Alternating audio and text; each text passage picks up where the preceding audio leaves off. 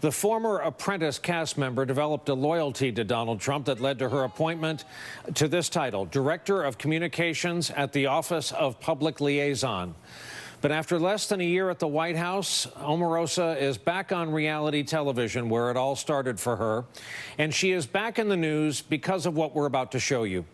As one does after leaving a West Wing job, Omarosa is currently a contestant on Celebrity Big Brother. And in this scene you're about to see with her housemate, who came to fame as Ross the Intern on the Jay Leno Tonight Show, Omarosa talks, albeit at a barely audible whisper, about her time in the Trump White House. I was haunted by tweets every single day. Like, what is he going to tweet next? Does anybody say to him, what are you doing? I mean, I tried to be that person. Who has that power to say what's going on? I don't know. I'm not there. It's not my circus, not my monkeys. You know, I'd like to say not my problem, but I can't say that because, like, it's bad.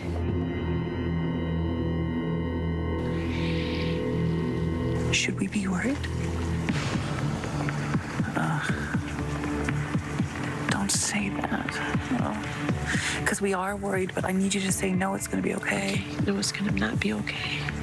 It's not. Would you vote for him again? God, no. Never.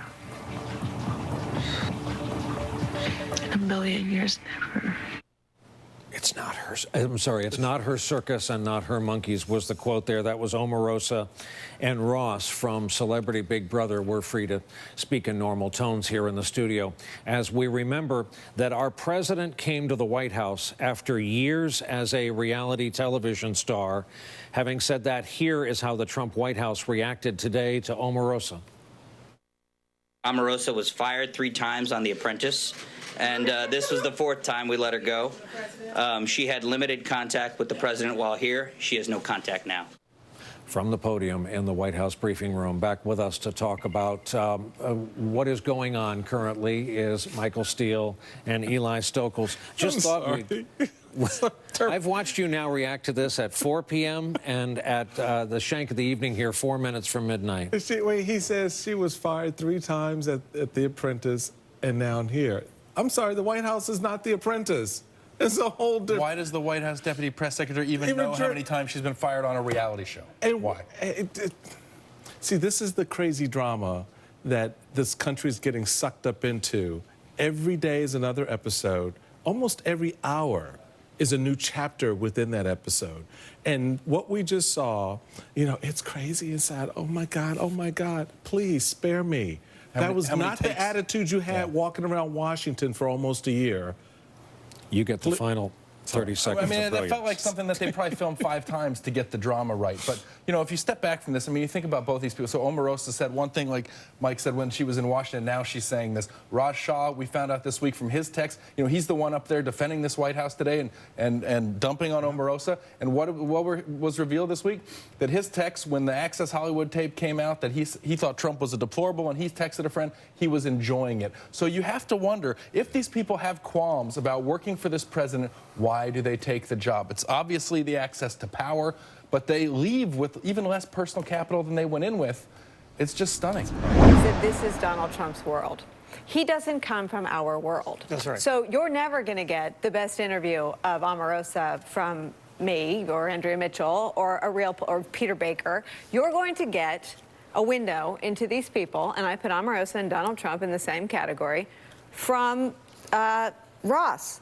And Ross, you're amazing. But I think this idea that as these people go back to their peer groups, and it was interesting that she said, you know, Jared and Ivanka there, sort of like the original gang was there and we tried, but we couldn't get to him. That is sort of in line with the theory that the deep state is taking over and it's all a conspiracy. I mean, this to me was at least revealing in that I think that Omarosa is the canary in the mine. I think this is how Donald Trump would answer some of these questions. It's bad. It's really, really bad. You know, I got Jared and Ivanka there, but, you know, what can I do? He looks miserable too. Like Right? not as miserable as his wife does, but he looks Yes. pretty miserable. And look, you know, your former chief of staff for George Bush said to me on the last day of the Bush administration, all White House is a reflection of the leadership at the top. Yeah. And you can tell the way the White House acts because of the leader, right? And so you do have celebrity craziness like this, and I actually think she was pretty honest. And, you know, I think if I was I mean, in we'll that- never know, to Eli's point. I'll concede that. But I think it was revealing. It was revealing, and I think what is true is we've all worked in these places, and waking up every day not knowing what your boss is going to tweet would be terrifying. Would be destabilizing. All right. I will say it is ridiculous, but it's ridiculous partly because of the context and the messenger. What she said does line up with what we've heard privately from other people who worked in this administration and have left in terms of, you know, you don't know the half of it. So I'll give you that.